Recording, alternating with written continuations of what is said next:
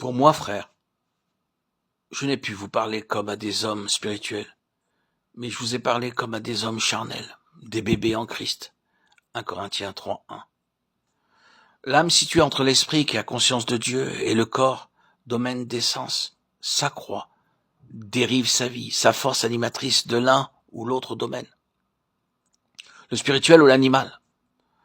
Le mot latin pour âme, anima, implique le principe de vie qui anime le corps.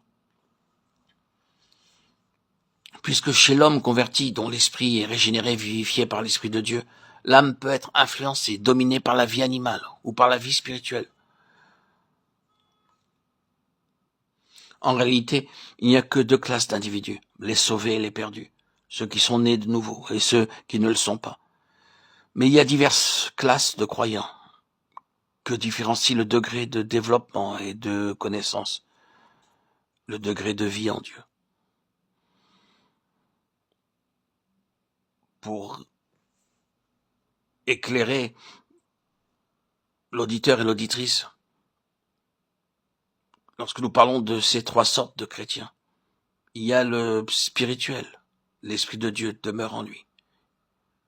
Il vivifie son esprit et le conduit. Il y a le psychique, qui se laisse diriger par l'âme, c'est-à-dire l'intelligence, les émotions. Et enfin, le charnel, que gouverne la chair, des habitudes et des désirs charnels. Il est encore sous la puissance de la chair. L'adjectif employé dans le passage au commencement de ce chapitre ne dérive pas du mot âme, c'est sarkikos, charnel. Je vous ai parlé comme à des hommes charnels, 1 Corinthiens 3:1. C'est aussi le terme employé dans Romains 8:7. L'affection de la chair est inimitié contre Dieu. Ceci n'est pas dit de l'affection de l'âme ou psychique. Il est vrai que l'homme naturel psychique ne peut recevoir les choses qui sont de l'esprit, 1 Corinthiens 2:14. Mais il n'est pas dit qu'il s'oppose à Dieu parce que psychique. Aussi, n'ai-je pu, puisque l'homme psychique ne peut les accueillir, vous parler des choses profondes de Dieu, comme je le pourrais faire avec ceux qui sont spirituels, écrit l'apôtre. Bien que régénérés et en Christ, les Corinthiens étaient encore dominés par la chair, à ce point que saint Paul les qualifie de charnels, jugement que, d'ailleurs, leur conduite confirme, des jalousies, des dissensions,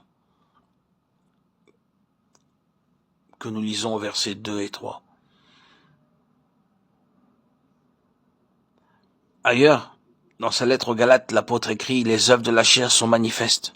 Ce sont l'impudicité, l'impureté, le dérèglement, l'idolâtrie, la sorcellerie, les querelles, les jalousies, les animosités, les disputes, les divisions, les sectes, l'envie, l'ivrognerie, les orgies et autres choses semblables. » Galates 5:19. Toutes ces choses, à quelque degré que ce soit, manifestent chez le chrétien l'activité de la chair, qui s'ouvre un passage dans l'âme, la personnalité. Sous cette influence charnelle, l'homme n'est même pas psychique. Il manifeste ce qui est naturel charnel. Il marche selon la chair, bien que son esprit ait été renouvelé et vivifié. Or, ceux qui marchent selon la chair ne peuvent plaire à Dieu. Ce tableau que fait l'apôtre des chrétiens de Corinthe, encore charnels et cependant des enfants en Christ, nous montre ceci au commencement de leur vie spirituelle. De par la nouvelle naissance, ils sont en Christ vivifiés par sa vie, plantés en lui par son esprit, selon l'enseignement de Jean 3:16. Quiconque croit en lui a la vie éternelle. Mais bien qu'unis à leur Sauveur de façon suivante, ils n'ont pas encore réalisé la puissance de séparation de la croix. Ils ne savent pas encore ce que signifie être baptisé en la mort du Sauveur, pour être aussi baptisé en sa vie.